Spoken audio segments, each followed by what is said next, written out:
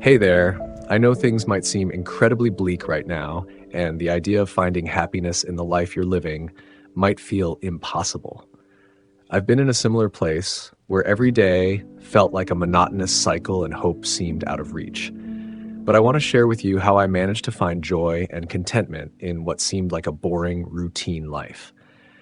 This is not about some magical transformation, but about small, tangible changes that can make a big difference.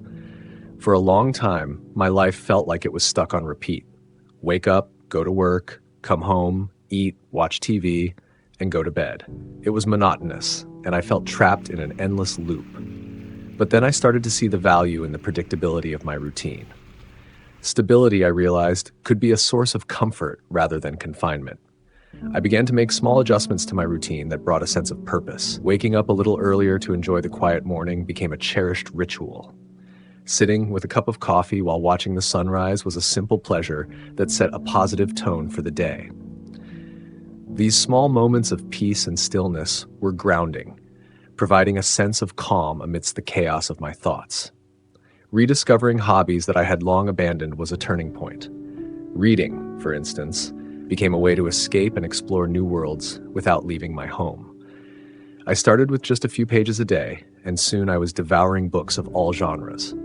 Fiction transported me to different realities, while nonfiction offered new perspectives and knowledge. Gardening was another solitary activity that brought immense satisfaction. Watching plants grow under my care was a reminder that growth, though slow, is possible. It taught me patience and gave me something to look forward to each day. The garden became a sanctuary where I could lose myself in the rhythm of nature. Cooking, too, turned into a delightful escape. Experimenting with recipes and creating meals from scratch was both creative and therapeutic. It allowed me to express love and care, starting with myself.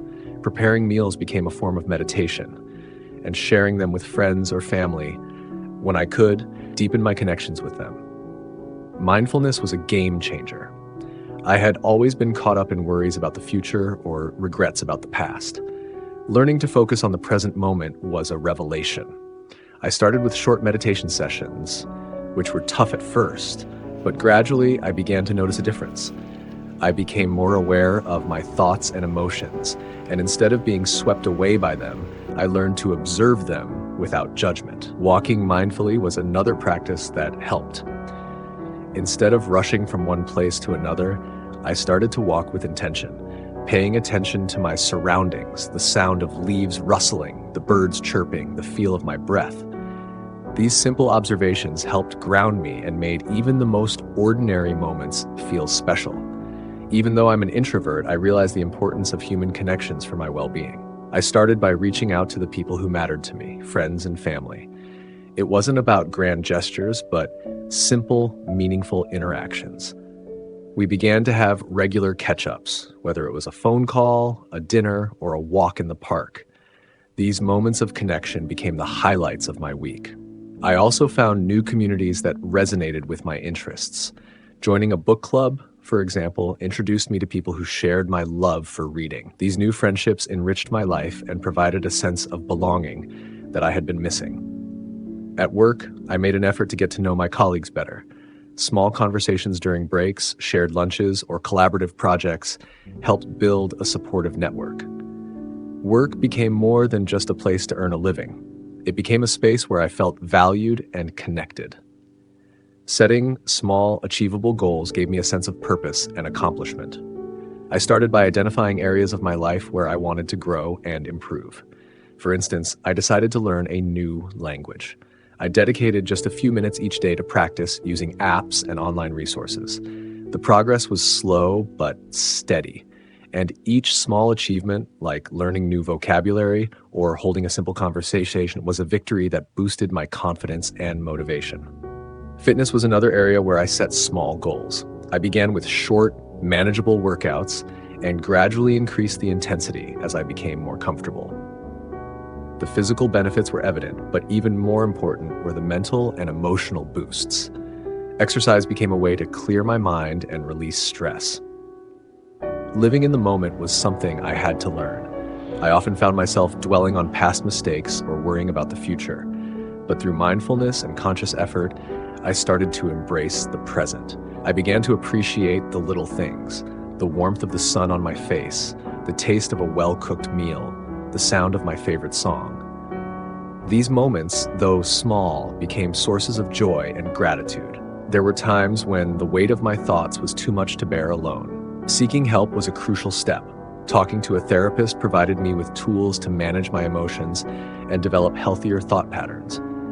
It was a space where I could be honest and vulnerable without fear of judgment. If therapy isn't an option, confiding in a trusted friend or family member can also provide relief and support. Support groups, both online and offline, offered a sense of community and understanding. Knowing that I wasn't alone in my struggles was comforting.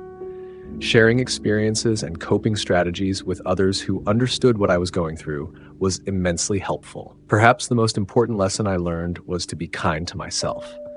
For a long time, I was my own harshest critic, constantly berating myself for perceived failures and shortcomings. Learning to practice self-compassion was transformative.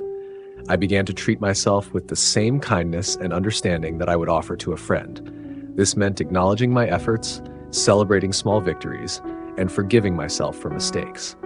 It also meant recognizing my limits and allowing myself to rest and recharge when needed.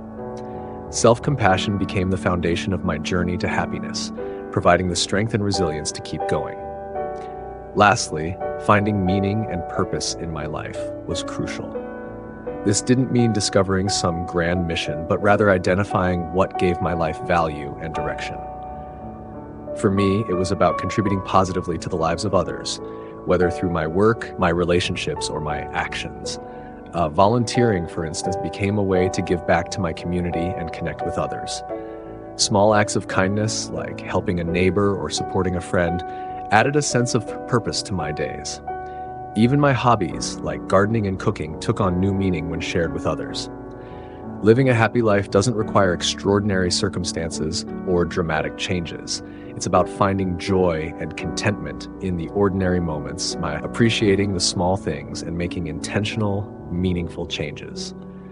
It's about being kind to yourself, seeking support when needed, and building connections with others.